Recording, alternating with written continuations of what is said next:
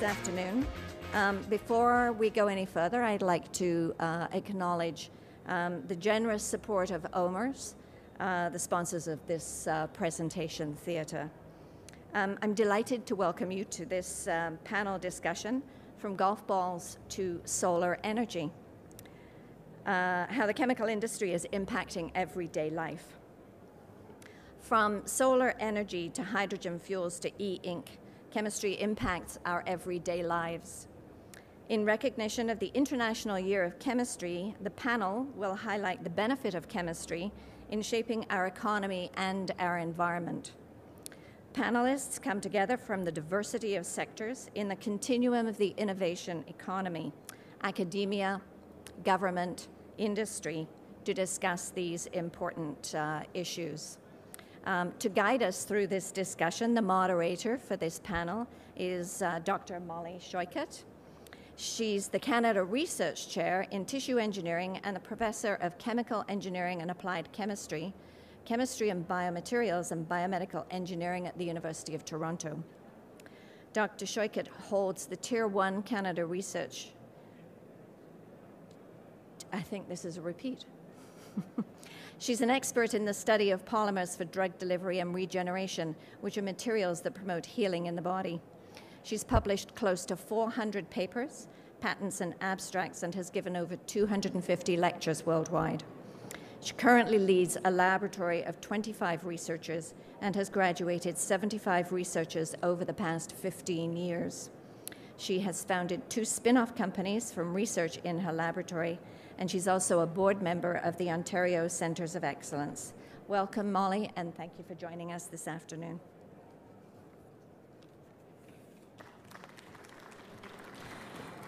Thank you very much, Sheila, and thank you to everybody here. I know there's so much noise around us, and so I'm going to, with this fantastic panel, hope to engage you in an important discussion. And as many of you probably know, if you go to a cocktail party and you mention that you do chemistry or you like chemistry, it's probably the quickest way to end a conversation. So part of what we were trying to achieve in this panel is to really highlight the good parts of chemistry, how chemistry is critical to our environment, to energy. There's so many other ways in which chemistry influences our lives, and we're just going to highlight a couple of them today on the panel. So it's a real privilege for me to be on this panel moderating it, and what I'd like to do is really engage your interest, spark your interest, and encourage you to ask questions. The way the panel's going to work is we've got 4 individuals, and I'll introduce them, and they will then introduce you to an area of research, a topic relating to chemistry, and how they're pulling and advancing chemistry in the context of the real world in which we all live. So each of the panelists will give a short presentation, and then at the end, I'll encourage you to ask questions or provide your own insights and maybe tell your own story. So first of all, let me introduce Dr. Tim Bender. Tim is a professor in the Department of Chemical Engineering and Applied Chemistry at the University of Toronto. And Tim joined the University of Toronto about 5 years ago after working at Xerox Research Centre of Canada, first as an industrial postdoctoral fellow and then a full member of the corporate research staff. He published or is an inventor on 60 issued U.S. patents to date, and so you can clear that this transforming fundamental ideas into inventions is something that's a passion and also a strength of Tim's. At the University of Toronto, his primary interests have broadened and include looking at chemistry at the nanometer level, design, synthesis, and engineering of new organic materials, which modulate the interconversion of light and electricity. And he'll be talking to us about organic solar cells and organic light-emitting diodes. So welcome, Tim. So seated next to Tim is Dr. Sean MacKinnon, who's a research officer in the Functional Polymer Systems Group at the Industrial Materials Institute of the National Research Council. And Sean joined the IMI in September 2009 after 10 years of industrial experience developing advanced materials for fuel cell applications.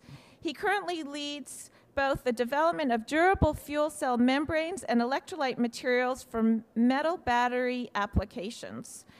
And Sean will also be telling us a story that relates to the importance of chemistry in these important applications. And so thank you, Sean, for joining us today. So seated next to Sean is Dr. Hwee Ng, who is the Laboratory Manager of Scale-Up Engineering at Xerox Research Center of Canada in Mississauga. So Xerox develops advanced environmentally friendly printing and production methods and materials. And Dr. Ng manages a team of chemical engineers, technologists, and projects related to design, development, and scale-up of novel materials, which originate from the chemistry lab. His team generates engineering design data for commercial plant considerations and supply model composite materials and small molecules for testing. So welcome, Hwee, and thank you for being here. And last but not least, our final panelist is Dr. Emily Moore, who's the Director of Technology Development at Hatch. And Emily brings to Hatch 15 years of experience in industrial R&D. Currently, she's responsible for the identification of new technology investment opportunities for Hatch and technology portfolio management, including project development, technology transfer, industry-university partnerships, and IP management. Emily is currently serving as the Vice President of the Canadian Society for Chemical Engineering, and she brings a whole other sector, the resource sector, which is an incredibly important sector for Canada, and will share her stories of the importance of chemistry and chemical engineering within that sector. So thank you, Emily, also for joining us today. So we've got a fantastic panel. You guys are a fantastic audience. Let's get to it, and I'm going to ask Tim to share with us the first story.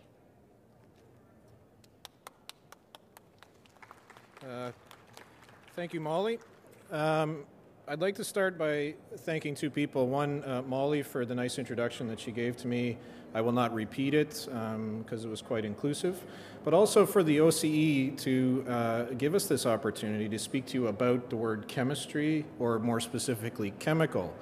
And to carry on the analogy that Molly started when she introduced being at a cocktail party and saying the word chemical, you will often get frowned upon by using the word chemical. And the response that I like to give to people is I generally ask them if they've showered today, because if you did, you used a chemical or more than one chemical. If you've taken an aspirin for a headache, you have used a chemical to cure that headache. Or if you have planned a family, or more specifically planned not to have a family, you have also used a chemical contraceptive of some sort.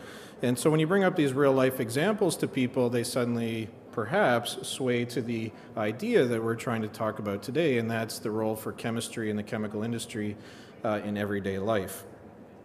And so I can give you some context of what I do or what I can comment upon, because I'm very much looking forward to the question session that we have after this, and I would invite you to ask questions and specifically make comments as well.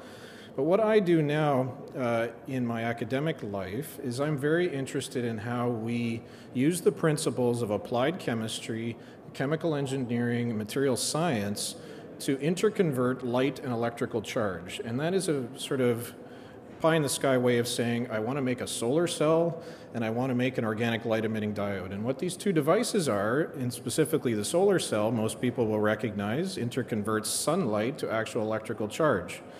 Now, what differentiates me from some of the silicon-based cells that you will see around this display area at Discovery is that I'm trying to make organic materials, that is, materials based loosely on carbon, nitrogen, oxygen, do what silicon does.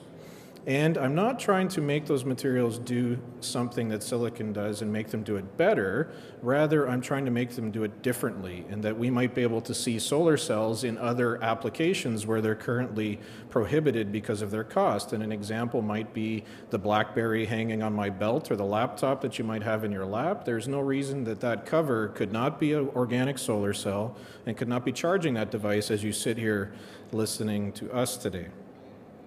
Conversely, if we think about the reverse, I want to be able to interconvert charge to light to make cheap, simple information displays so that we can relay information in a quick, rapid, and easy manner. I don't want to make the next best three-dimensional TV that LG makes, but rather simple, cost-effective, and cheap ways to display digital information. Now, when we distill down that overall goal down to the nanometer level, what do I have to do as an applied chemist or material scientist? I have to learn how to organize material on a nanometer scale, which some people might call nanoengineering. I also have to understand basic thermodynamics and basic physics in order to do that. And so I'd be very interested to talk to you about any questions or comments you would have in this area. So to summarize, I'm an applied chemist, sometimes touching a bit of chemical engineering, often touching some fundamental chemistry. My brain typically functions best at a nanometer length scale, and if you have any questions or comments, I'd be happy to talk to you. And thank you for coming. Thank you.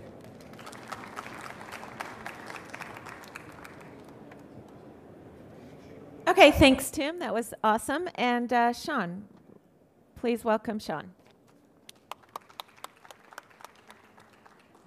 Hi, folks. How's everybody today? I'm going to give you a brief little discussion, a little story about fuel cell science and fuel cell chemistry, but I'll give it to you from a polymer chemist's perspective. My brief history, 10 years out in the industry, I started at Ballard Power Systems, which had a lot of press back in the day. I kind of got there just as that $192 per stock share was dropping, so I didn't get to partake in that, unfortunately. But the interesting thing there is that I ended up being a chemist in an engineer's world. And you end up talking chemistry in a very different fashion. You don't get the opportunity to discuss chemistry with chemists. So you start talking about things in terms of water comes out of a hose, you got Lego blocks, how are we going to put these things together? And you start talking things in very, not necessarily layman terms, but sometimes even less terms than that. No offense to any engineers out there right now. You've kept me in great business over the years with your material choices, and keep it up the good work.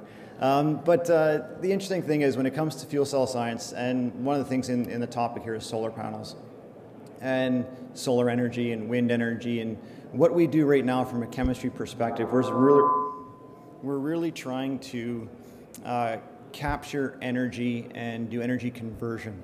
So fuel cell science, I'm sure a lot of you have heard, is hydrogen on one side, air on the other. But the thing that makes the whole thing work is a membrane that sits in the middle that's about as thin as saran wrap. And that saran wrap has to do a number of things. It has to move protons from one side to the other. It's technically a superacid. You can hold it in your hands because all the acid's localized within the membrane, but it won't come out. But at the same time, it is a superacid like triflic acid. It's a very, very strong acid. At the same time, it has to be a gas barrier and an electrical insulator. And the way it works is you have water. And it's kind of a little bit symbiotic with some of the work here today with the big focus on water. But water in this case is used in a very different fashion.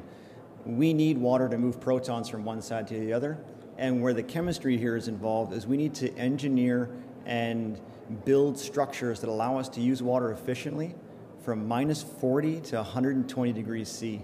So while it's ice, while it's liquid, while it's vapor, we still need to somehow try and keep water internally in these systems.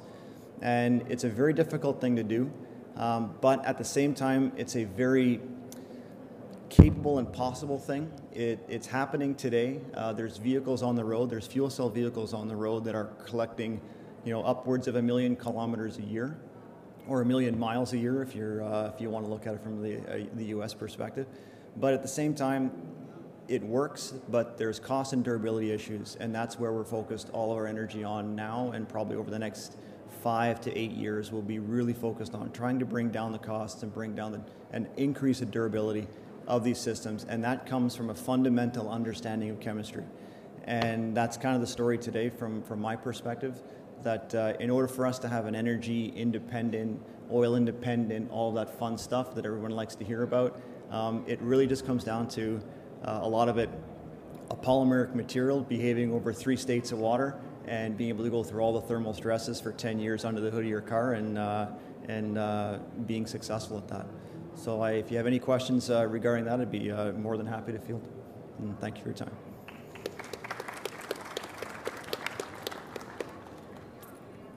Okay, thanks, Sean. That was fantastic and certainly piqued a lot of questions for me and I'm sure for others in the audience. Okay, so next up is Hwee, and so please join me in welcoming Hwee.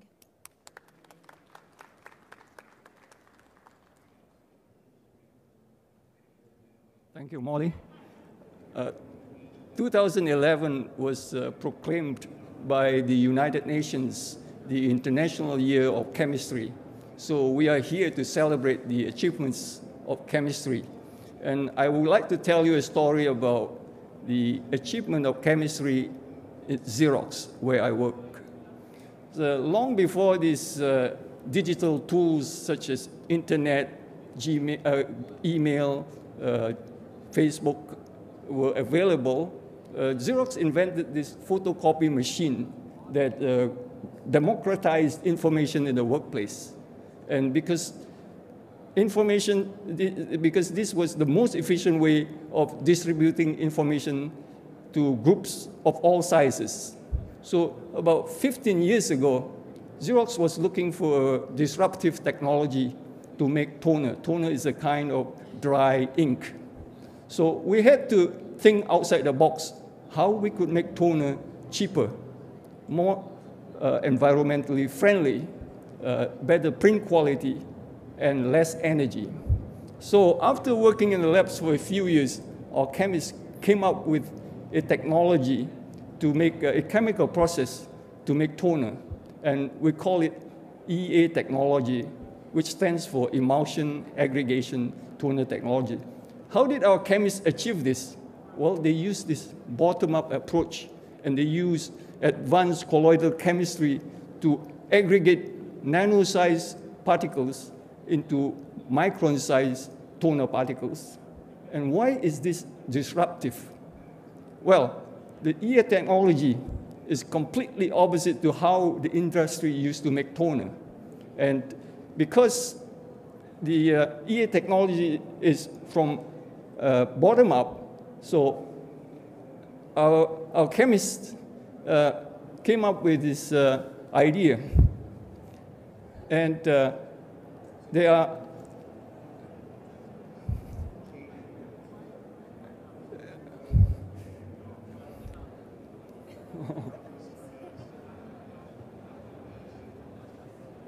sorry, English is not my first language. Now, why the old way of making this, why is this disruptive? Because the old way of making toner, you have to melt blend polymers, colorants, and all the other components, and you put it in the machine extruder, and you start to grind it up, and you break it down into micron-sized particles. As you can see, I call this a brute force technology, because if you break it down and to micron size, you find that this particle size distribution is very wide. So out of this, 60% of the population is useful. So you need more energy to remove the other 40%. And and this is very energy intensive. Also, there is a limit as to how small you can keep grinding polymer composite down to micron-sized particles before you reach the technological limit and also the economic limit. So the normal size is between about 8 to 10 microns, which is about 1/10 the size of our human hair. The EA technology that we invented is completely different. It uses a more elegant chemical process to grow nano-sized raw materials into micron-sized toner particles. So why is this impressive? Well, because it's a bottom-up approach, and you can stop at any size you want. And if you look at the particles, they are all more or less the same size and same shape. And why are they so impressive? Well, there are 5 reasons. So this technology requires about 25% less energy to produce the material. And when you put this material in the printer, you generate about 7% less toner waste. Number 3, this material being smaller, it gives you better image resolution.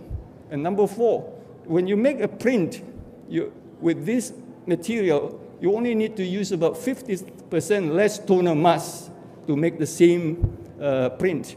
And number 5, because we were able to invent this material with a proprietary component, you can actually use less energy to melt and fuse this material on paper.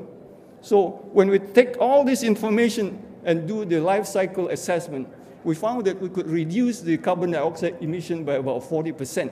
So this technology is not only disruptive, it's also more environmentally friendly. So in fact, this technology has created about $1 billion business for Xerox per year alone worldwide. So building on the success of this technology, now our chemists are working on the next generation materials. And I'm excited to say that they are working on the next generation consumable products using plant-based raw materials. And there was a wonderful quote by Jonas Salk, who said that if all insects were to disappear from the earth within 50 years, all life on earth would end. But if all human beings disappeared from the earth within 50 years, all forms of life would flourish. And he's right. And you know, what we are celebrating here today is the achievements of chemistry. And we have to be very careful how we use chemistry to enhance our quality of life without harming the environment. Because we want our children to continue to have clean air, clean water, and we want them to have consumer goods and foods that are as safe as possible through the miracle of chemistry. Thank you.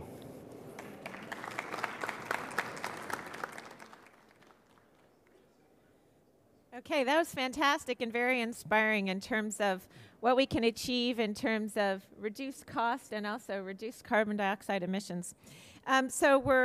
Our final panelist is going to tell you her story. And then please, I'm hoping to encourage participation. So don't be shy. Come to the microphone, introduce yourself, and tell your story or ask a question. So please join me now in welcoming Dr. Emily Moore.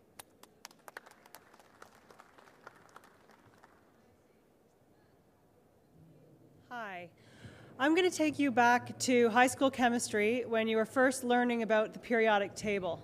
And the periodic table is literally the building blocks of life. There used to be a kind of a slogan, what in the world isn't chemistry? And if we kind of go back to that periodic table, obviously literally everything is chemistry, because what chemists do is to take those building blocks and rearrange them into interesting materials. And our speakers have talked about some of the materials that are designed and some of the applications for those materials. But my business, I work for Hatch, which is an engineering company. My business is actually getting those building blocks to the chemists so that they can make these amazing materials. And I thought what I would do is take one of those building blocks and sort of talk through how chemistry and chemical engineering is actually used to deliver the materials to start doing the end-use application-based chemistry that you've just heard about. So I thought I'd take a really simple example, which is gold. I'm sure almost everybody in this room has gold somewhere on their body, whether that's in jewelry, whether it's a dental implant, maybe a nose ring. You also have a lot of gold in your cell phone, and I'll talk about that a little bit later. But gold is very obviously a precious metal. But one of the reasons that gold is so useful to us is because it's an inert metal. It has a really interesting chemistry. And that chemistry makes it very difficult to mine and to get to the market. When I first started working for Hatch, I kind of thought of gold mining as that guy with the hat and no teeth panning for gold in the river. And of course, that is how gold can be retrieved, but that's not how the vast majority of gold is retrieved. Most gold today is mined from gold-containing ore. And if you were to look at a rock that contained gold, you wouldn't even know that gold was in there because the amount of gold in the ore is so low. And so extracting the gold from the ore to produce it and to bring it to market takes a lot of chemistry to try and extract that metal out, and then to purify and deliver to get the pure gold. Huge amount of chemistry and a huge amount of chemical engineering.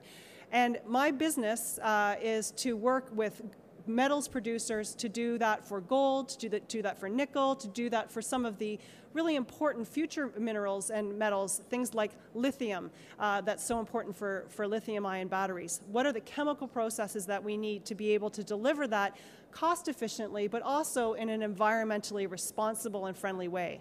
And all of that, I would argue, is chemistry and chemical engineering.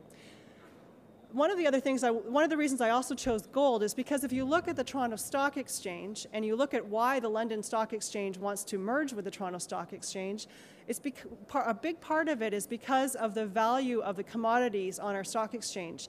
And if you look at the list of companies listed on the TSX, a huge number of them are gold companies. Canadian gold companies lead the world in terms of delivering gold. And that's not only Canadian gold resources, but international gold resources that are being managed and mined by those Canadian gold companies. So for the Canadian economy, gold and the chemistry of getting gold out of the earth is incredibly important. And I would even argue that that sort of third most important thing on the Toronto Stock Exchange, the financial services, are also incredibly dependent on gold, not just from the gold standard, but from making money off of the trading and the buying and the selling and all of the other things around the metals companies. So gold is incredibly important to the Canadian economy, and I guess by extension, I want to argue that chemistry is very important to the gold industry for employment, for the Canadian economy, and delivering out to the end user so that we can have gold in our cell phones and on our hands. That's it.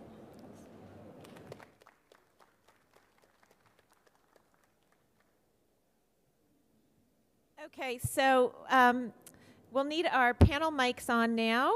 And what I'd like to do is, we've saved half of this session for Q&A, and I've got a lot of questions, but I thought it might be more interesting if some of you would ask a question. So, don't be shy. We need someone to start us off. Thank you. Yeah, so if you could just introduce yourself and ask your question. Thank you very much for the presentation. My name is Eyal Ished. I'm with the Ministry of Economic Development and Trade. For the panel, forgive me. I'd like to know, how do you foresee the biochemistry fits within the existing chemistry market? What is the role that it's going to fit, and how do you foresee a supply chain that actually using biochemistry within the existing industries? Thank you very much. Everybody's looking at me for that. So can I repeat your question? Because it was difficult for us to hear it. You want to know the role of biochemistry in industrial chemistry? Does anybody want to take so please stay seated. Yeah. I can talk about it. It's not my particular industry directly, but certainly biochemistry is very important in pharmaceuticals. I mean, there's areas where it's clearly actively being used in the chemical industry, and then there's sort of future evolving areas, especially around energy, where biochemistry is going to become very important in terms of engineering for sustainable biofuels and those aspects. I guess there's the biochemistry, which I think of as genes and other stuff, which I think Molly can talk to much more directly than I can. But in terms of industrial uses of the products of biochemistry, I mean, all biopolymers are starting to actually see, we're actually starting to see them in cars, and they're due to consumer demand. And I think we can probably talk, he mentioned about, biological sourced raw materials coming out of biochemistry as well, going into plastics. I think where that is depends on the industry and the application. Yeah. Hwee, did you want to add anything to that? Is it working? Yeah. Yep. You're on. No, it's not working. No? Oh, you. Oh. Well, a lot of our chemists start to use the plant-based raw materials, And plant-based raw materials can come into two forms. It can be from food-based or non-food-based. So a lot of food-based raw materials are currently available, and a lot of them came from the biological process, from corn, from sugar, and so on.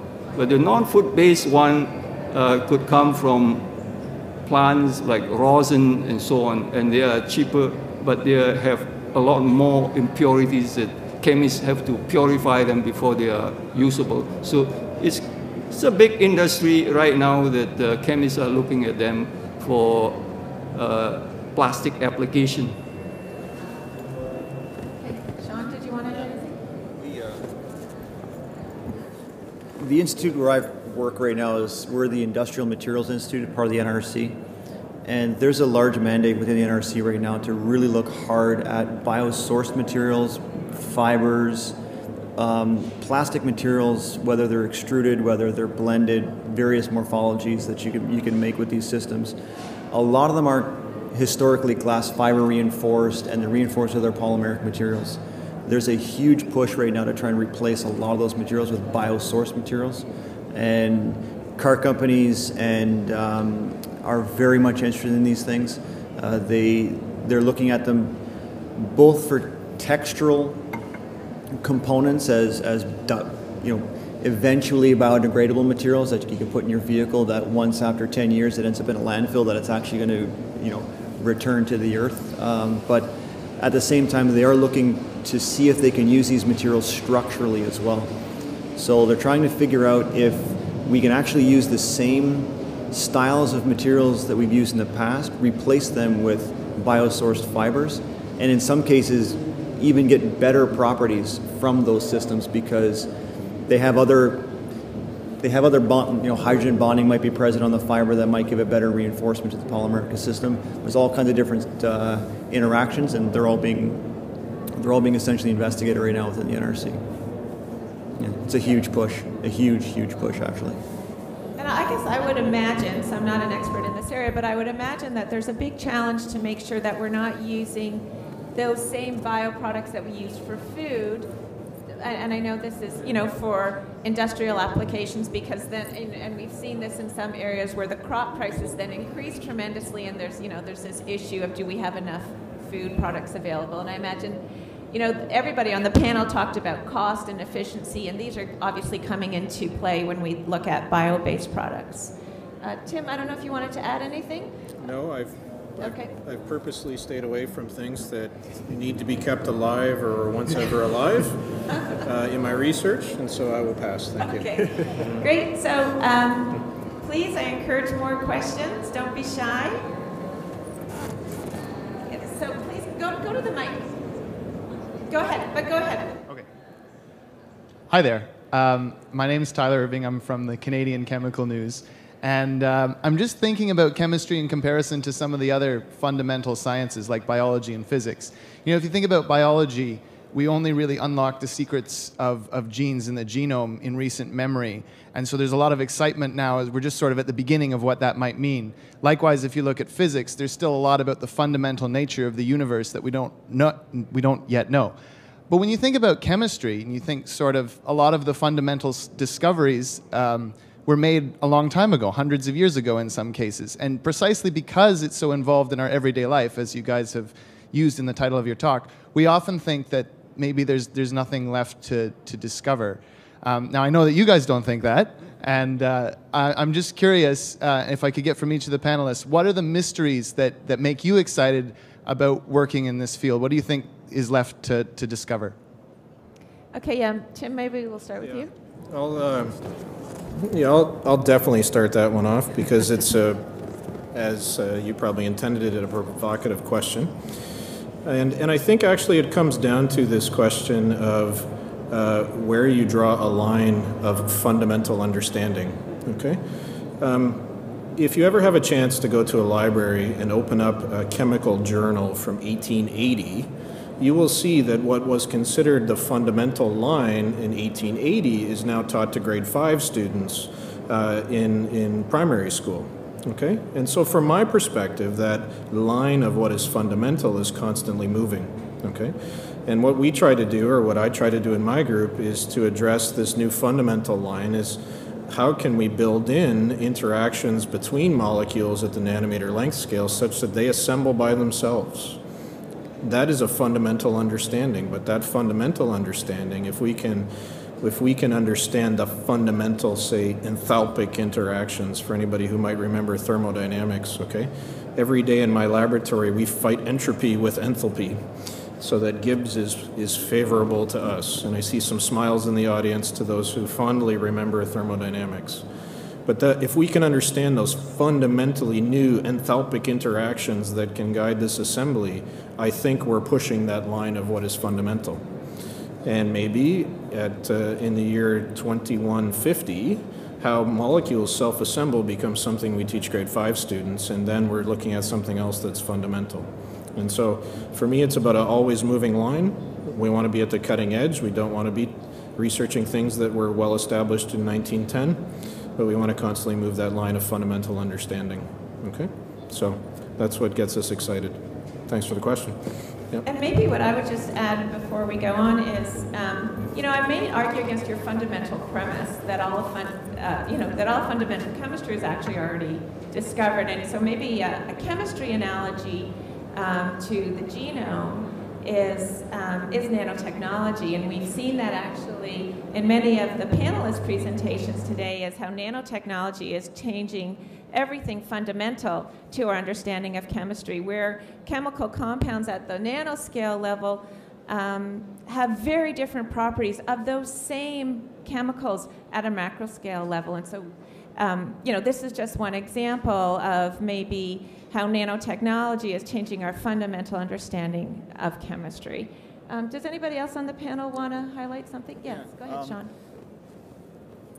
If you think about the, just standard building blocks that people use to make buildings every day, your architectures can change dramatically depending on who's building things. Chemistry is kind of like that in a way that a lot of the systems that we use, yes, they've been known, some of them since 1885, but how you use them and how you change your environment around you then changes the application, then further changes the way you think about things, and then you arrive at a new fundamental. And this cycle kind of just keeps on continuing and evolving. And some would call that innovation. Others might call it applied. Applied might be part of the innovative process. But in the end, I think a lot of it just comes down to, if we have understanding at a molecular level, you can then tune it and use it. And the wonderful thing that I've found in my experience in chemistry is that there aren't really any rules. There are some rules, but organic chemists, if you're out there, you'll know that you can break a lot of those rules if you really need to. Someone will say you can't put that group on that area of that compound, that's never going to happen. And you work on it and you find a way to do it. It's a little bit different than math and physics. Sometimes physics is like that. You drop something, it's going to hit the floor. But sometimes in chemistry, you drop something, it might not hit the floor, but you just don't quite understand why that is yet. So there are still a plethora of things that we need to figure out and understand. So I think the sea is wide open. Okay, does anybody else want to add anything to that? My only comment would be, what gets me excited is maybe less the fundamental chemistry, because other people are working on that stuff. But I love hearing about kind of new discoveries and then thinking about how can we apply them to the existing industrial processes. So supercritical water apparently has some really cool properties. I thought I knew everything about water. I want to go learn more about supercritical water because I want to figure out, is there something interesting we could be doing with that in these industrial processes. Switchable solvents, another big area. I see Julie in the audience. If there's a Canadian invention, what could we be doing with those industrially, and what does that open up in terms of new chemical engineering and chemistry pathways? So maybe they're not fundamental, but I actually think there'll be some fundamental shifts if those sorts of ideas can deliver. Okay, Hwee, do you want to add? If you know Juan Enrique, he once wanted us to think of oil and coal as the concentrated sunlight. And he wanted us to think that oil and coal is like a form of solar panels. And so he was challenging us to use not just chemistry but biology to how we can make coal, which is still in abundance, to convert it into useful energy, clean energy. And so I think in the future, we should not be just using chemistry alone, but we should team up with other science disciplines like biology to help creating more energy, growing energy, not just mining oil from underground and leave I think two-thirds of oil in each well, but grow energy from something using microorganism or enzymes or something. So that would be exciting. Yeah, absolutely. Okay, please. My name is Babs. I'm a lead researcher at the Sustainable Energy Applied Research Center under St. Lawrence College. The topic is very, very interesting, and solar PV system, it's very important, provides decentralized the grid system and encourages a distributed generating system. But one of the challenges is you don't have, it's intermittent in nature. You don't have the sun, in the nights. It's highly dependent on the weather pattern. So my question is, how can the fuel cell, play a role in storage, and being integrated into solar PV system and provide electricity, even when the sun is not available, when there's no thermal irradiance available, in the night or during season that you have less sunlight. Okay, well, Sean, I think, yeah, you'll start, and I don't know, maybe Tim will chime in too. The one way to look at a fuel cell system is that when you have hydrogen and air, that final part is an electrochemical conversion to get back the energy that you essentially originally put in to get your hydrogen. So we don't normally just take hydrogen from the air. It's not readily available. We have to generate that hydrogen in some way, shape, or form. And a lot of folks have referred to that as a hydrogen economy, and they're trying to determine right now what's the best way to do that. Is it easy to just take water and plug electrolyzers into the grid and make your hydrogen on site? Technically, it works. The net reaction is negative in a way because you can never put that on board. If you hear people say, they have cars that run on water, well, they don't, because you have to put in more energy to make the hydrogen than you get out from reconverting it with air to get your electricity. When you talk about intermittent power and how to maintain power, hydrogen storage becomes a wonderful way to do that, because you could theoretically just be storing hydrogen all day by doing your electrolysis, but doing it from free energy that comes from solar. And you can just run that all day, collect your hydrogen, and in the evenings when you need your energy, you just run your hydrogen and use it that way. The other ways that you do it, and the other huge ways people are trying to talk about doing it right now, is just from natural gas and regular octane as an initial push into the hydrogen economy, because there's an abundance of that, and you can go to the gas station right now and get that fuel if you need it. And that fuel is pumped into your homes for the most part. So having on-board reformers in your house to pull that hydrogen out and run it, you end up getting somewhere between 30 and 50% more efficiency out of that system, because you're not burning it and losing heat. You're electrically converting it and capturing a lot more of the energy. So when it comes down to storage, I think the easiest answer is hydrogen becomes the answer, but the solution is how you manage the generation and supply and storage of that hydrogen. And we then get back into, when it comes to fuel cell science, we get back into that, well, do you build the hydrogen infrastructure first, or do you build the car first? And then you end up with this circular discussion over and over again. But there's some interesting numbers that have come out of the Department of Energy in the US, where they've cited that it's something like $200 million, I think, would put a hydrogen infrastructure in the equivalent gasoline stations across the US. So 200 million is a drop in the bucket compared to what they spend on their military, as an example. So if it really has to happen, it could happen without too much difficulty. It just needs to have the technology that would support it. I hope that answers your question. Yeah. And perhaps I'll just pick up on a point Sean made, because it's a good launching point to a point that I generally like to make, is Sean brought up the potential synergy between the hydrogen economy and solar cells, for example.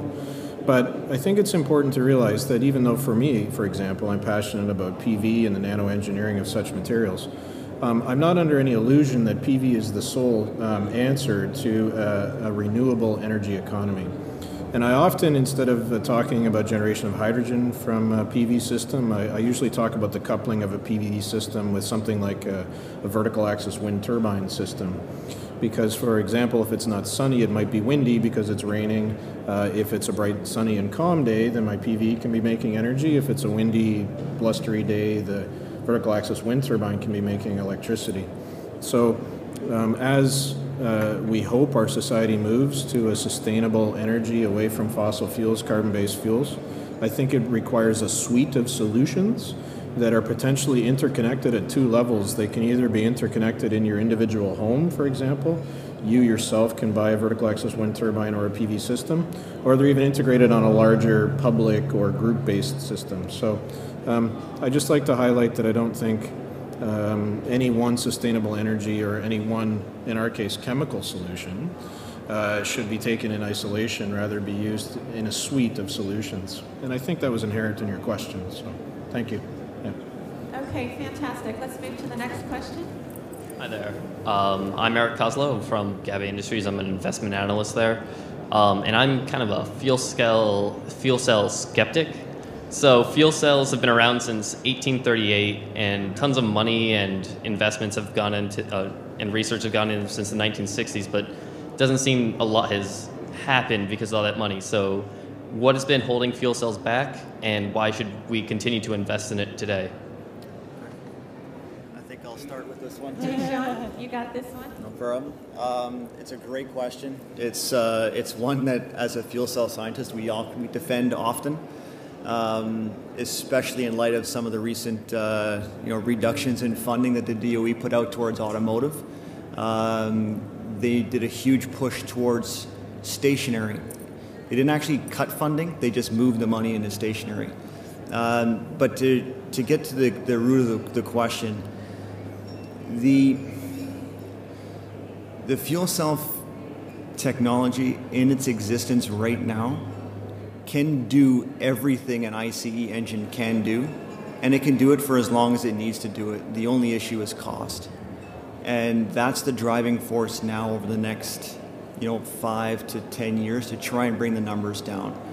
But if you look at some of the internal numbers or some of the external numbers that have been put out by a lot of the automakers, what they're driving for is to provide a vehicle, a stack, though. So in that stack, just to give you a quick number, it's about 100 kilowatts of power in a stack. So you're trying to put in the size of a couple of suitcases enough energy to power your city block. Okay, it's a lot of energy, and it has a lot of costs associated with it. But a current internal combustion engine is about $3,500, and that's the target. The target right now, it's sad to see it this way, but the target is trying to fulfill the customer need to replace an existing technology.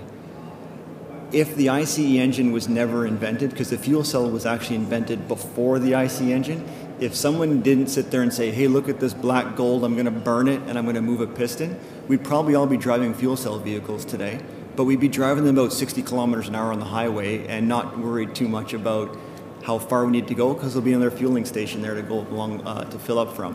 If you look at a motorcycle gets 200 kilometers per tank, but there's an expectation of 500 kilometers.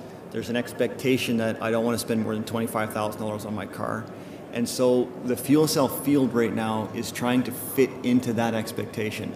So the only thing I'd have to say is that it's not science fiction anymore. It might have been like that about 15 years ago.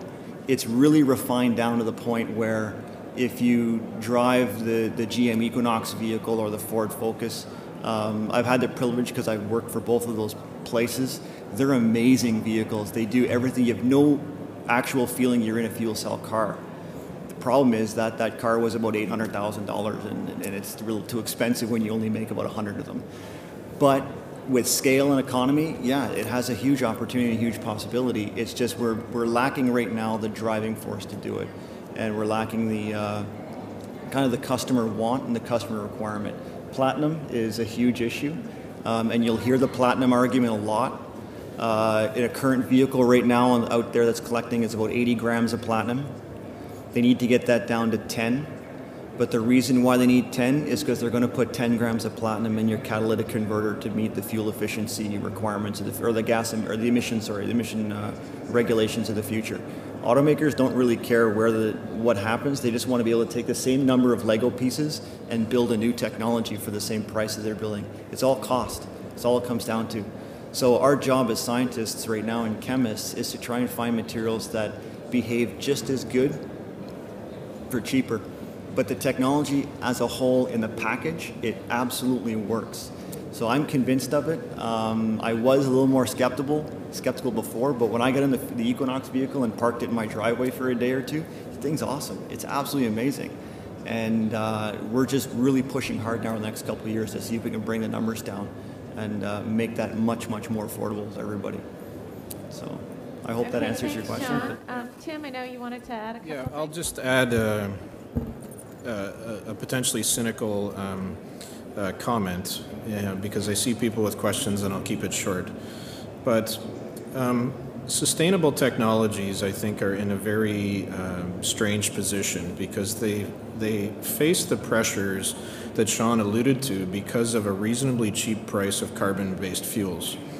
I mean, people are currently complaining about our $1.45 a liter gas, but we are still far cheaper than if you lived in the Netherlands, for example.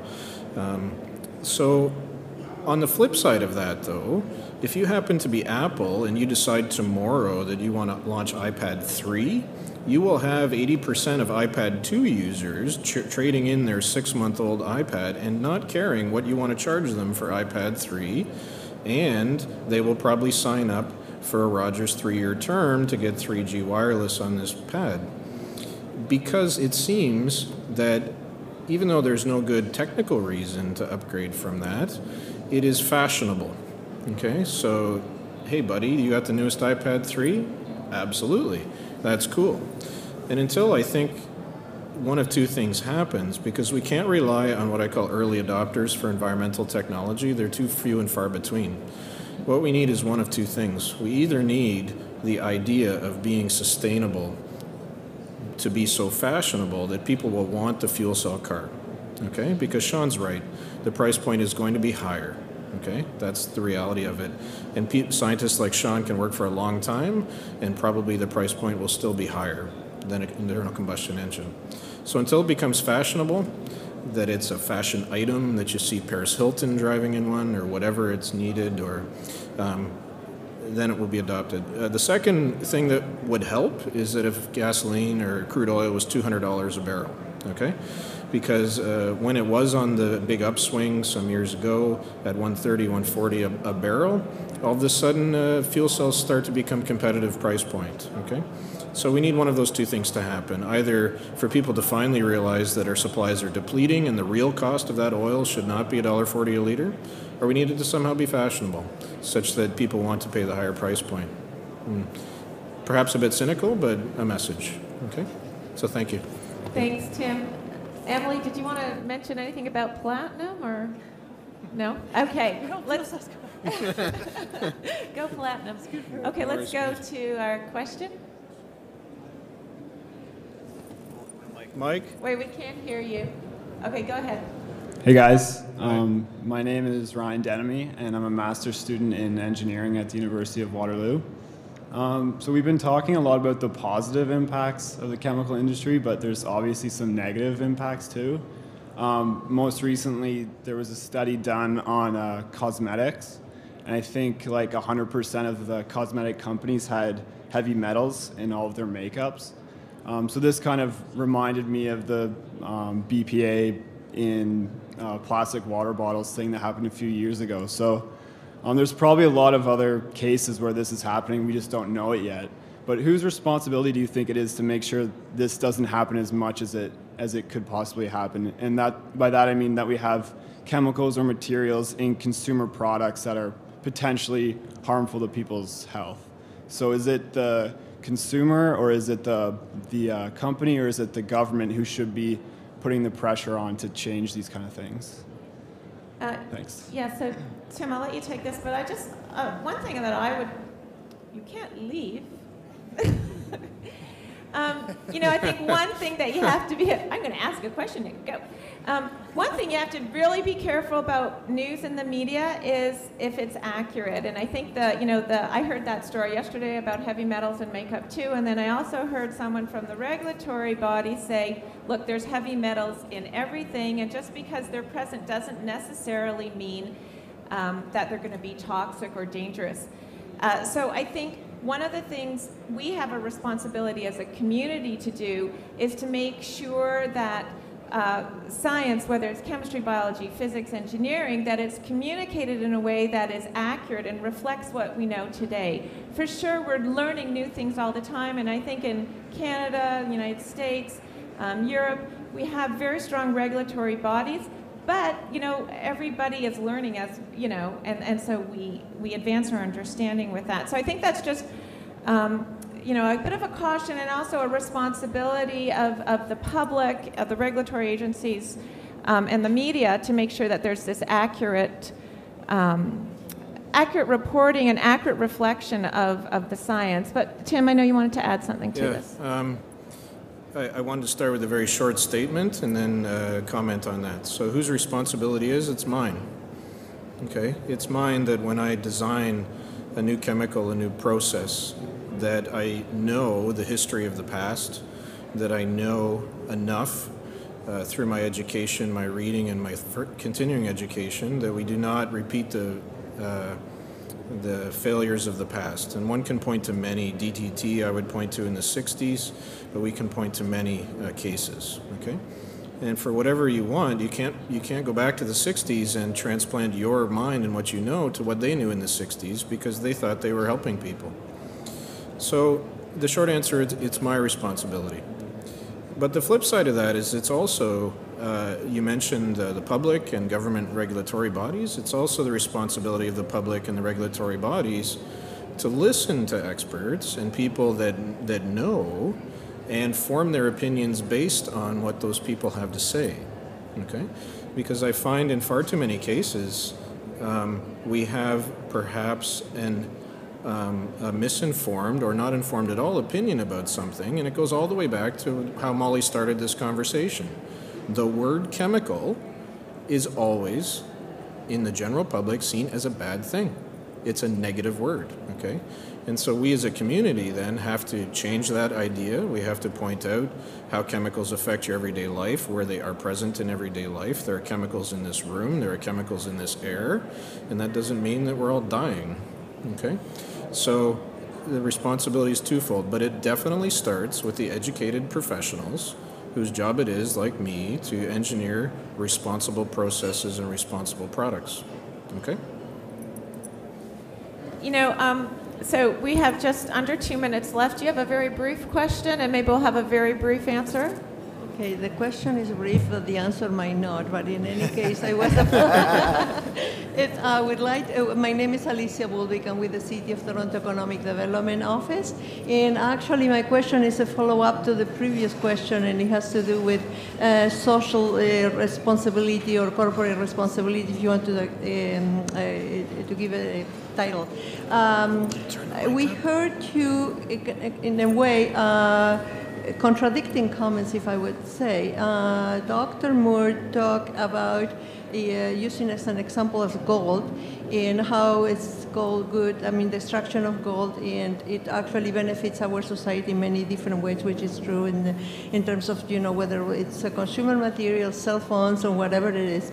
On the other hand, we heard Dr. Ng talking about how we should actually try to avoid extracting and producing elements that could help for us to have a more sustainable environment.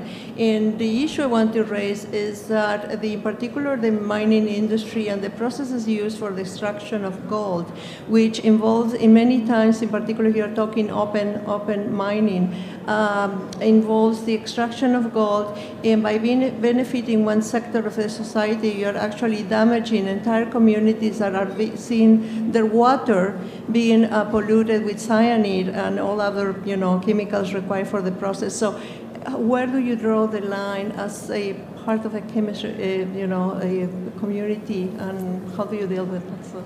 All right, well, that was a fantastic question. It was not short, and I don't think the answer is going to be short, too. Are we allowed to go over, or I'm not sure how strict we are in time. I've got a thumbs up from somebody who's a friend. So why don't we give you the opportunity to perhaps answer this very complex question. I'll ask Emily and Hwee to address this. So since I raised mining and gold mining, I'd say it's never acceptable to be, irresponsible in our mining practices. And certainly a company like Hatch, a huge amount of what we do is working with our clients to make sure that they're not. Now, where you draw the line in terms of what level of responsibility, that's, I think, down to government regulation.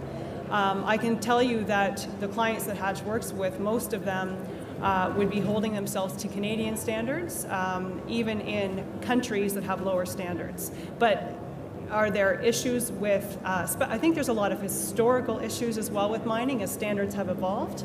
And I believe that the solution to those problems will be chemistry and chemical engineering solutions. But in terms of whose responsibility is it, it's the corporations, it's corporate social responsibility. And I think that the reputable mining companies take that really seriously. Are there still debates? Are there still, documentaries about concerns about what happens? Absolutely. And I think that as a society, we're constantly debating. I mentioned, lithium, and I mentioned a lot of these renewable electronic solar cells use a lot of cell phones. All of these things that we have in our modern life that make our modern life better use materials that take effort to get out of the ground. And so I believe that chemistry and chemical engineering are going to help us to do that in the most responsible way, and that if we can't do it in the most responsible way, then we shouldn't be using those materials. So I realize it's not the full solution, but I think it's a huge part of the technologies that are continuing to develop. Okay, Hwee?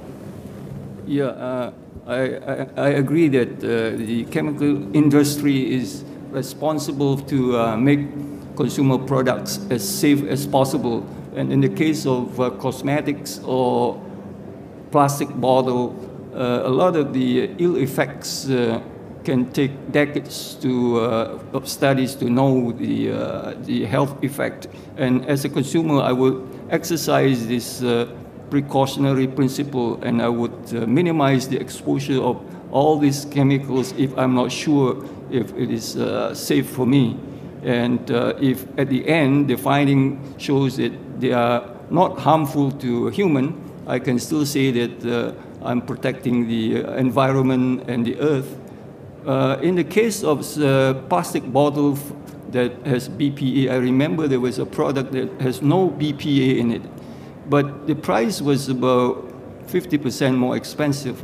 And the last I heard was the company went under. They couldn't make money.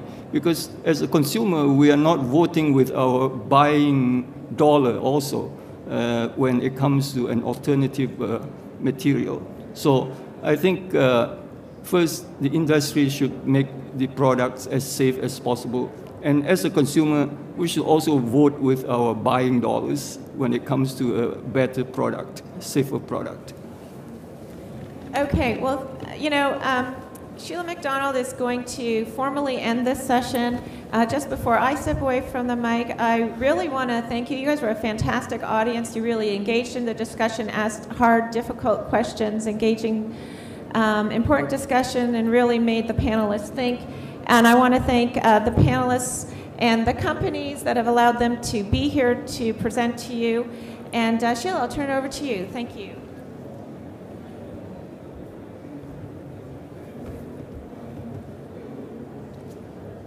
I'd like to add my thanks to Molly's thanks, and also to Molly. I think it was an incredibly interesting session, and as a layperson, I found it quite fascinating. So thank you to all of you. I have some tokens of appreciation for you. I'll maybe put them on the desk so that we can.